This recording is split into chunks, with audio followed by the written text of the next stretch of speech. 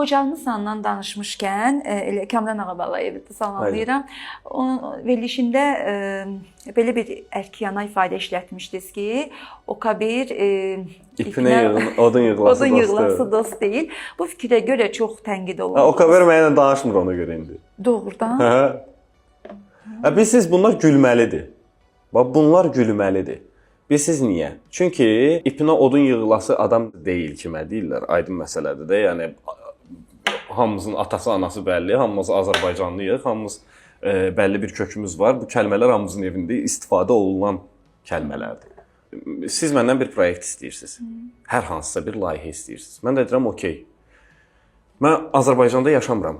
Faktiki Türkiyədə yaşayıram. Həmin dövrdə, indi Azərbaycanda yaşadığım kimi, orada daha çox aktiv Türkiyədə yaşayıram. Sən də deyirsən ki, belə bir iş görək. Mən də deyirəm, okey. Mən işi görürəm burada, hər gün gələ bilmirəm. Amma Bakıda da studiyam var. Bakıda studiyaya gəlməmişdən bir ay qabaq sənə xəbər eləyirəm. Sən o günü başqa iş götürmə, çünki bilirəm ki, işlərin çox olur. Gəlim iş görək. Ki, mənim vaxtım olmayacaq. 3 gün sonra qayıtmalıyam təzədən. Mən başqa işlər də görürəm. Mən gəlirəm Alim Qasımovla səs yazmaya girə bilirəm, mən Okabirlə səs yazmaya girə bilmirəm. Və bunun kimi 8 ya 9 dəfə səfərim olur mənim Azərbaycana. Heç birində mən o səs yazmayı eləyə bilmirəm. Bu nə deməkdir?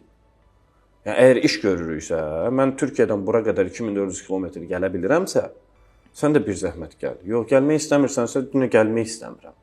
Ya həqiqətən nəsə problem varsa, bunu bu şəkildə, yəni connection olmayanda, əlaqə olmayanda, iletişim olmayanda insanlarda da inciliklər yarana bilər. İnsanlarda da mənim inciliyim yoxdur. Mənim akademik və professional yanaşmam var, münasibətim var. Mən bir peşəkar olaraq bu yanaşmanı kim olur olsun, yəni bilən də bilir, Okabirlə bizim qohumluğumuz da var. Bəli. Mənim xasiyyətim bəllidir. Mənim duruşum, istədiyim, nə istədiyim, hər şey bəllidir. Mən gündə fikir dəyişmirəm. Mən əgər bir şey yox demişəmsə, onu eləmirəm. Və yaxud bir şey yox deyib, onu eləmək kimi bir durum varsa, ona argumentim olmalıdır. Yoxdursa, yenə də eləmirəm. Deməli, Okabir ərk sözün mənasını anlamır onda. Yəni, rap yazmaqla deyil. Müzdə bilərlər. Ki, gözüm birdən aydın. Mən o adamı axtarıram. Mən o adama artıq neçə dəfə demişəm ki, müxtəlif yollarla söz çatdırmışam ki, bu meydan, bu şeytan, sən də iki kişi, mən də iki kişi, ikimiz də iki adamlarıq. Ağlı başında maarifli insanlarıq, maarifli insanlarıq. Mən məsəl üçün Okabir yaradıcılığını sevirəm. Bunun Okabirlə şəxsi münasibətimə heç bir aidiyyəti yoxdur.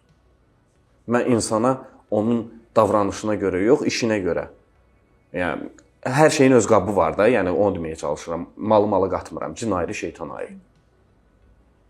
Yəni, necə olur ki, iş görəndə, sənə iş lazım olanda, gecə saat 1-də məni studiyada gəlib tapırsan sən Orxan.